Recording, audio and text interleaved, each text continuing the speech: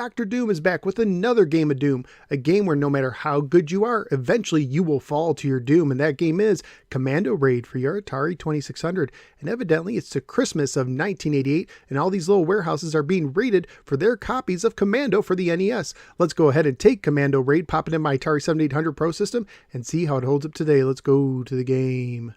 Commando Raid, just like the game Mad, which I reviewed in my previous episode, was published by US Games, which was owned by Quaker Oats, and carries a copyright year of 1982. It was programmed by Henry Will IV and Wes Traeger, who also worked together on Egomania for the 2600. According to the manual, you are in defense of your buildings, which have come under attack by android commando raiders. Without warning, they appear, intent on capturing your buildings and destroying your gun emplacement. First, the troop carrying helicopters fly in, dropping android paratroopers to test your defenses. Soon the sky is filled with fluttering helicopters and wave after wave of android paratroopers. They must be destroyed. Each paratrooper allowed to land on a building destroys a portion of that building. If 3 paratroopers land on the building, it will be totally destroyed and must be considered under commando control. Worse still, the androids can now tunnel towards your gun emplacement. Each paratrooper who lands on the building expands the tunnel. If they are not stopped,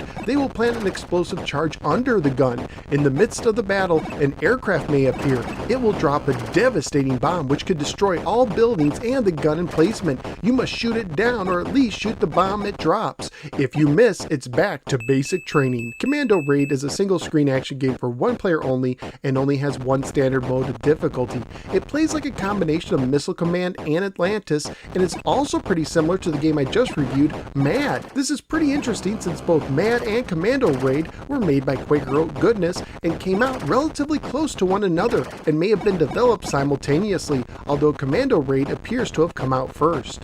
In Commando Raid, you control a gun in the center using the joystick to aim and the button to fire, with the black and white color switch used to decide if you have automatic firing or not, and the left difficulty switch affecting if your bullets are straight or steerable. When a wave starts, you will face helicopters that drop paratroopers, and if the right difficulty switch is in the B position, you will also face bombers that try to drop bombs on you. As the opening of the manual says, if paratroopers land on one of your 4 buildings, they will destroy a portion of the building until they start tunneling. If the tunnel reaches you, they will plant a bomb, blowing you up and ending your game. Your game also ends if you are bombed by a bomber, so you only get 1 life in Commando Raid. However, if you survive a wave, you will move on to a new difficult wave with different colored paratroopers who can rotate through 8 colors before looping back to the first. Scoring wise, if you shoot down a helicopter or bomber, you will get 200 points. If you shoot down a paratrooper or a bomb in flight, you will get 115 points.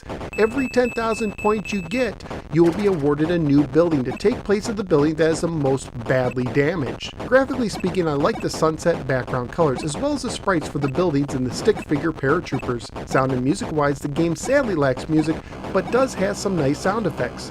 Family friendly wise, this game would most likely get an E for everyone rating if released today, although the thought of what appears to be an anti-aircraft gun hitting paratroopers in the air is pretty violent if you think about it too much. Thankfully, they're just androids.